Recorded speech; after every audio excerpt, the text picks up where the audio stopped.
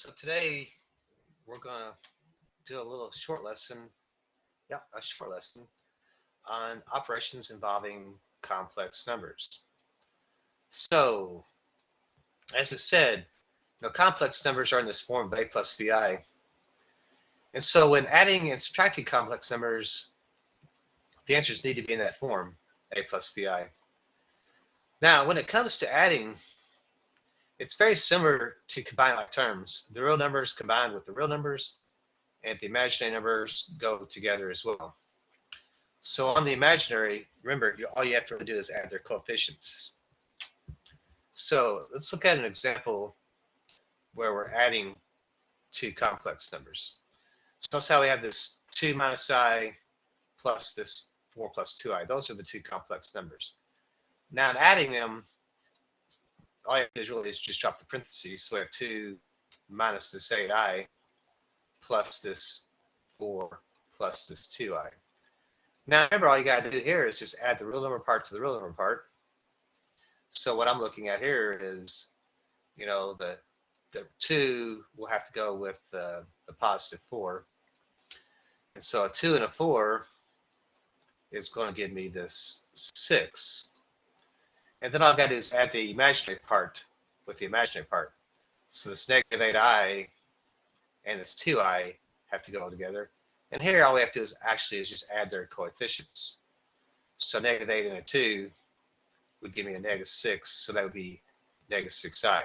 So 6 minus 6I becomes the answer to having those two complex numbers. Now, when I am subtracting negative 5 plus 4I and I'm subtracting 4 minus 9I, now remember in subtraction, we always look at the subtraction part first. So really, what I'm looking at is bringing the subtraction sign through the parentheses. So remember, that changes the signs. So this becomes then this negative 4 plus this 9I. And then the first part stays the same, negative 5 plus this 4I. And those come down and we just combine like terms, if you will. The real number part, which is the negative 5, has to go with the negative 4. So that's going to give me my negative 9. And then the 4I has to go with the 9I. And that would give me 13I. So negative 9 plus 13I would be the answer to that problem. So notice how there's a real number part for the negative 9 and the imaginary part, which is the 13I. And again, they're different number systems, so you cannot put those together. In multiplying, what you got to remember is this I squared actually represents a negative 1. And for multiplying, we also have what's called this FOIL or distributive property kind of going on. So if we look at this first one, notice how this 4's got to multiply to the 6. That's going to give me a 24. And then the 4 has to multiply to the negative 8I. And that's going to give me a negative 32I. And so we'd have 24 minus 32I. So this next one, notice how we now have an imaginary number times that complex number. So we have 3I has to multiply through the parentheses. So if I have 3I times this 8, that's going to give me this 24I. Then when I multiply this 3I to the negative 8I, that actually is going to be a negative 24I squared. Now remember, I squared represents a negative 1. So what we pick up on here is this is going to actually turn into 24I minus 24 times negative 1, which is actually negative 24. So what this looks like then is you have this 24I, and notice how we have this second part. There's that double negative thing, which actually means that's a positive 24. So this turns into 24I plus 24. And usually they like to have the real number part first, so I would reverse it as 24 plus then this 24i. So that would be the result of that one.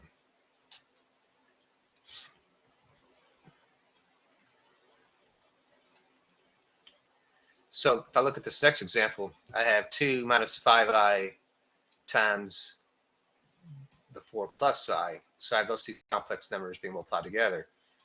So remember, using the distributive property, this 2 starts to go through the first. So 2 times 4 is what we have. That's going to give me this 8. Then we have to multiply this 2 times this I. So notice that's first, and then that's the outer. 2 times I is going to be 2i. This is going to be a positive 2i. And then we now move to the negative 5. So the negative 5i multiplies to the 4. That's going to give me a negative 20i. And then we have to multiply this negative 5i to this I. So negative 5i times I is actually going to be a negative 5i squared.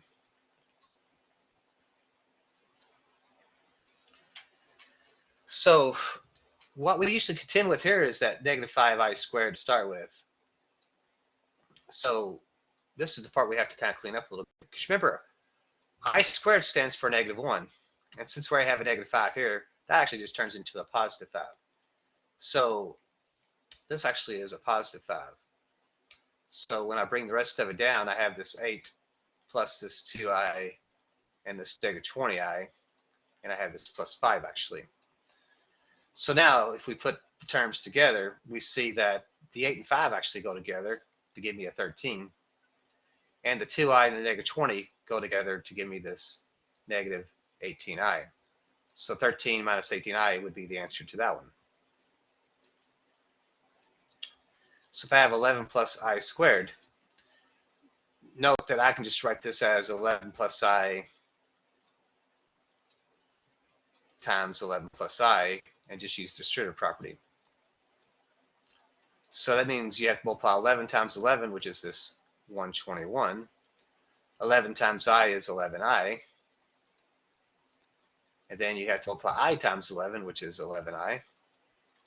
And I times I is actually I squared. So on this one, what we focus on is actually the I squared part first. Since that's an I squared, that turns into a negative 1. And so that negative 1 actually combines with the 121. And that's going to give me 120 plus then this 22i. That would be our answer to that problem.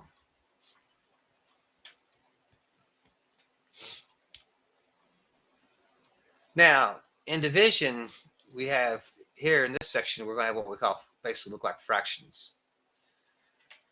One of the things that they don't want in these problems is the imaginary unit cannot be left in the denominator. So in math, we use what's called a conjugate. So it's kind of like difference of squares. If you have an a minus bi, you have to have an a plus bi. So if a complex number is multiplied by its conjugate, what happens is this becomes what we call a rational number. So if I have this 5 plus I, its conjugate would actually be 5 minus I. Now, the catch is if you multiply a number by its conjugate, 5 plus I times this 5 minus I, that don't look like a 5 minus I though.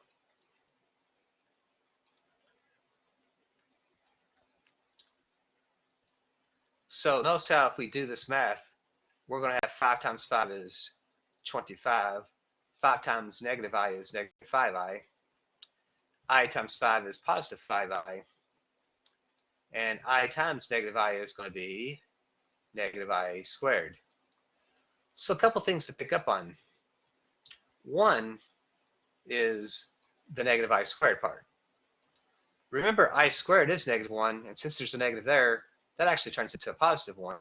And a positive 1 added to a 25 would actually give me this 26. And notice how a negative 5i and a 5i cancel out. So really, when I multiply by the conjugate, all that's really necessary is to multiply the first terms together, the 5 times the 5, and the last terms together, the I and the negative I, because the two middle terms are actually just going to fall out when you multiply by the conjugate. And that's how we do get a rational number of this 26. So that's how we're kind of pointing out here. So if we use FOIL, we really don't have to do the O and the I. They're going to cancel out. So all we really got to do is focus on the first and the last in doing this. So what's going to happen is we're going to be asked to simplify 7 minus this 4i. Notice how there's really no common factor on the top and bottom, because remember the 7 minus 4i has to stay together. You just can't cancel 7s. So if there was a 7 minus 4i on the top, we could do something there. Or if there was any factoring, we could reduce it through factoring, but that doesn't happen. The issue is you cannot have an I in the denominator. And so the strategy they suggest us to do is use what we call the conjugate. So what we want to do is, since the denominator is 7 minus 4i, what I want to do is multiply the denominator by 7 plus 4i. When I do that, though, I also got to multiply the numerator by 7 plus 4i to keep it equivalent. So remember, whatever we do at the bottom, you got to do the top, because remember that represents a 1. So we're not really changing its value, we're just changing its looks. So notice how this 7 has to go through the top. So 7 times 7 is 49. And 7 times 4i is 28i.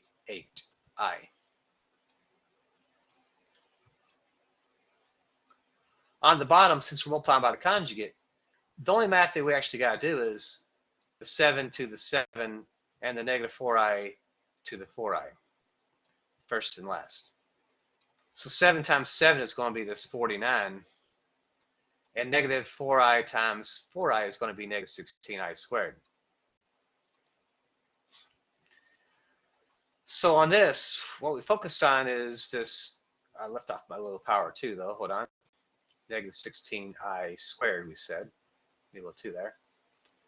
So what we pick up on here is, I really need to clean up this negative 16i squared.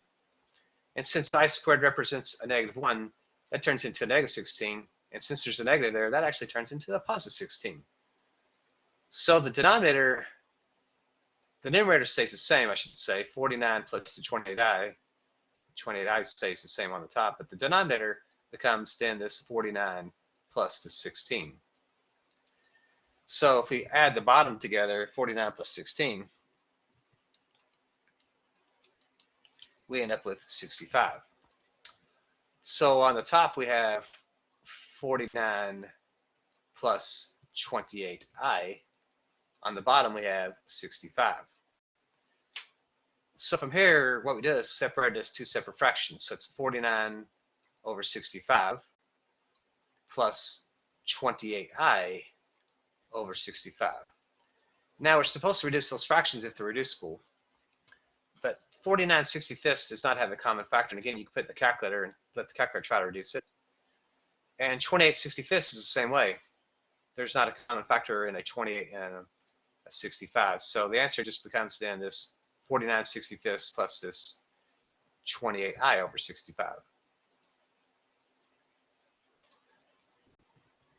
So on this next example, notice how we have 74 plus I, and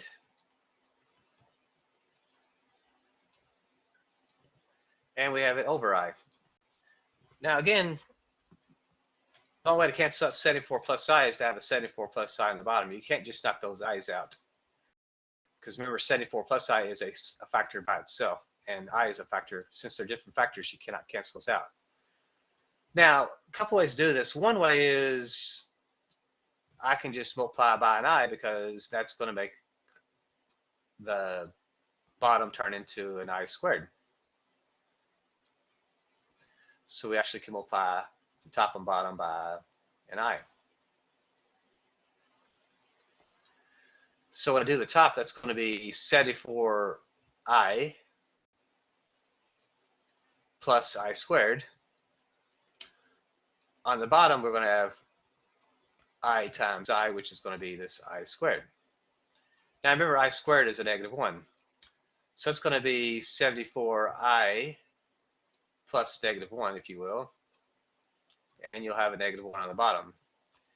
The top, though, really needs to be flipped around where the imaginary part is second. So that's really a -1 plus 74I over a -1. Now, since you're dividing by -1, you can go ahead and divide by -1, and all it's going to do is just change the signs. So the numerator, the -1 is going to turn into a +1, and that positive 74I is going to turn into a minus 74I. And that would be a way to deal with that problem. So on this last one, notice how we have this 3 minus I over 5 plus I. Again, there's nothing to simplify that with. And the issue is there's a I on the denominator.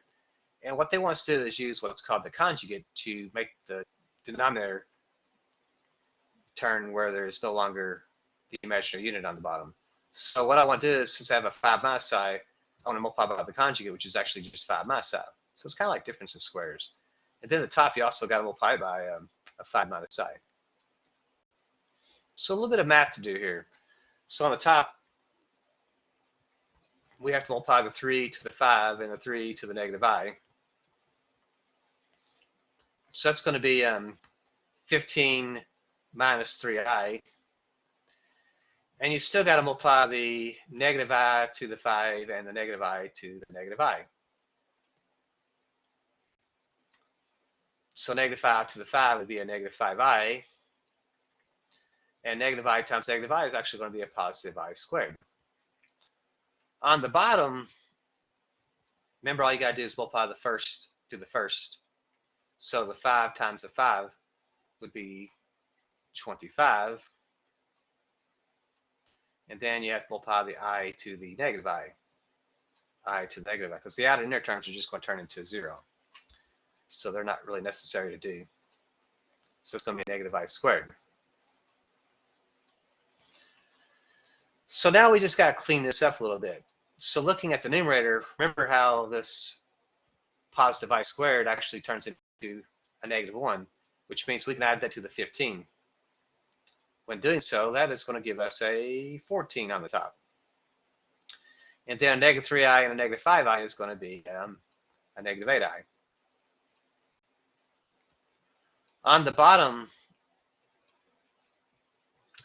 again, I squared is going to turn into -1, but since there's a negative there, that turns into a +1. And 25 plus 1 is actually 26. So now we want to break this apart as 14/26 minus 8I over 26. So if you look at a 14 and a 26, they do have a 2 in common, so it's going to turn into 7/13. Minus then, and notice how 8 and 26 have a 2 in common, so that's going to be 4I over 13 as well. So the answer turns into then this 7/13 minus this 4I over 13, or 4I 13ths. Alrighty, so that kind of gives you a little crash course on this, but also complex numbers can actually be done on your calculator. So if you want to look that up on YouTube, how to add complex numbers on a calculator, feel free to do so. Now, there's going to be 2 ways of doing it, and some people have older calculators, and it only turns out that some of the older calculators can only do it one way. So just be aware of that. Or you can just do it the old-fashioned way and do it by hand. So I'll let you explore doing that on a calculator if you like. So take care.